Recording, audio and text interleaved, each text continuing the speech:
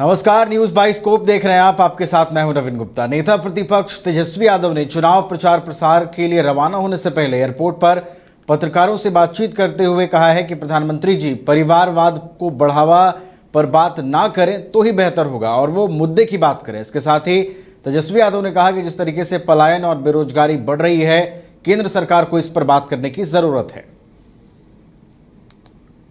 हाथ जोड़ करके अपील है, मुद्दे की बात करें, नफरत और समाज में जहर ना घोले और देश का बहुसंख्यक आबादी जो है बेरोजगारी से, महंगाई से, गरीबी से, खराब अर्थव्यवस्था से और अग्निवीर जैसी योजनाओं से त्रस्त हो चुका है।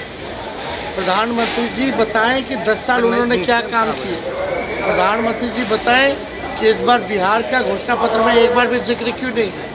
आपने जो वादा किया था बिहार को विशेष राज्य देने का, वो क्यों नहीं पूरा हुआ।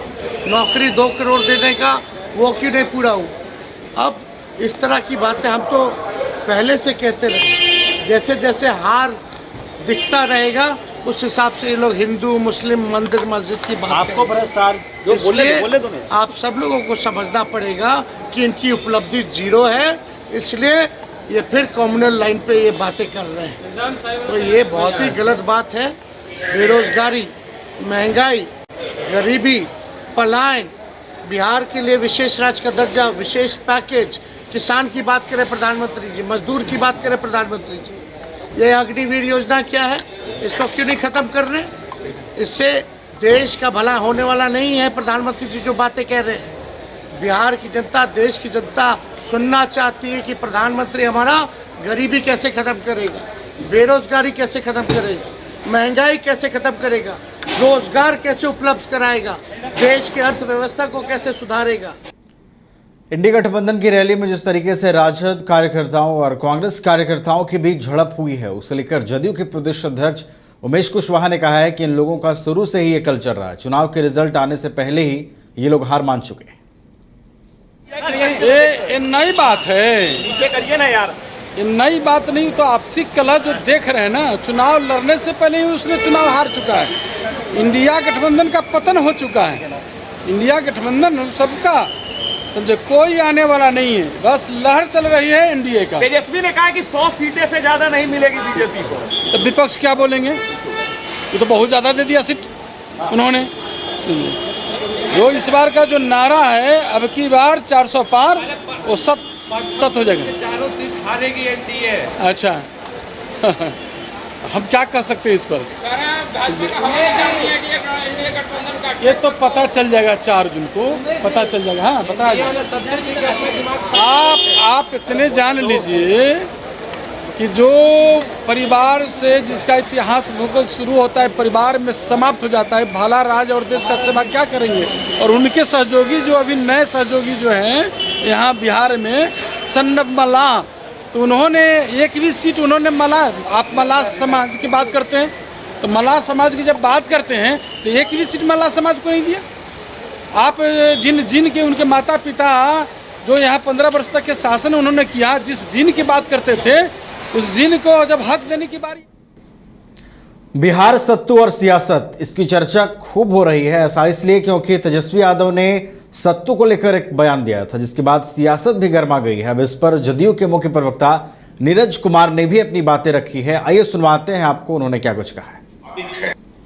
माननीय तेजस्वी यादव जी, सत्तू का अनुभव तो स्वाभाविक है, क्योंकि आपके पिता जब कैदी नंबर 3351 के रूप में होटवार जेल में निवास कर रहे थे, प्रवास कर रहे थे, तो सत्तू का बेहतर इस्तेमाल किया था। माननीय हेमंत सोरेन उसका इस्तेमाल करते हैं, अरविंद केजरीवाल जी भी, क्योंकि पूर्वांचल के लोग दिल्ली में बहुत रहते हैं, तो सत्तू का अनुभव उनको है।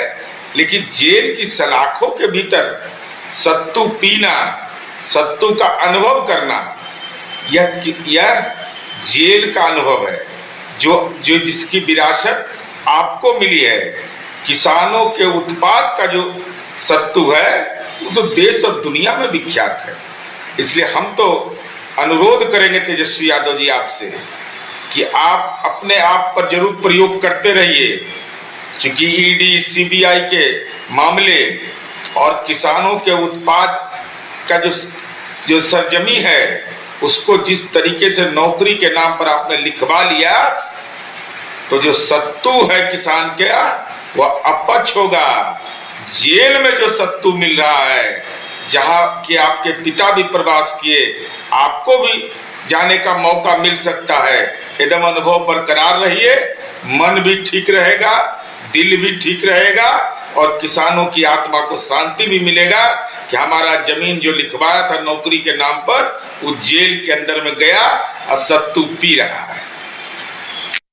माननीय तेजस्वी यादव जी, लोकसभा चुनाव को लेकर पक्ष और विपक्ष दोनों ओर से खूब बयानबाजी हो रही है। इसी कड़ी में बिहार के उप मुख्यमंत्री सम्राट चौधरी ने कांग्रेस पर करारा हमला बोलते हुए कहा है कि कांग्रेस अपनी ही सीटों से भाग रही है। इसका मतलब यह है कि परिणाम उन्हें पता चल चुका है। वो जानते हैं कि 15 सीट भी मिलना मुश्किल है पूरे देश में। कांग्रेस पार्टी ना बिहार में खाता खुला है और वो तो अब अपने सीटों से भी भागने की तैयारी कर रहे हैं। और बिहार कांग्रेस के प्रदेश अध्यक्ष अखिलेश सिंह ने सीटों को लेकर स्थिति स्पष्ट करते हुए कहा है कि बहुत जल्द सभी प्रत्याशियों का ऐलान हो जाएगा। आज से कल तक का उन्होंने टाइम भी दिया।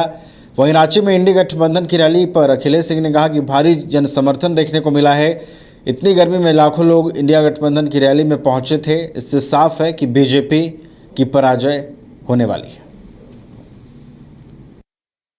ऐलान हो जाएगा आज से कल तक, 1 से 2 दिनों में।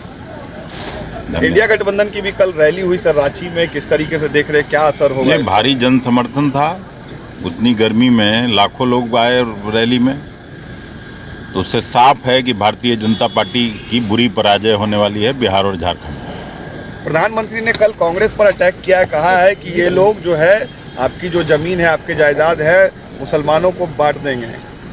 अब इससे घटिया क्या बात हो सकती है?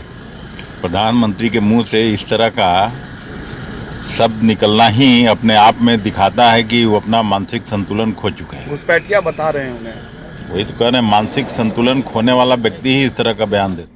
नेता प्रतिपक्ष तेजस्वी यादव ने पटना एयरपोर्ट पर पत्रकारों से बातचीत करते हुए कहा है कि बीजेपी का उत्तर प्रदेश, बिहार, झारखंड में सफाया हो जाएगा। वहीं अमित शाह को लेकर कहा कि अमित शाह बिहार आकर सत्तू पिए हैं, इसी में उनकी भलाई।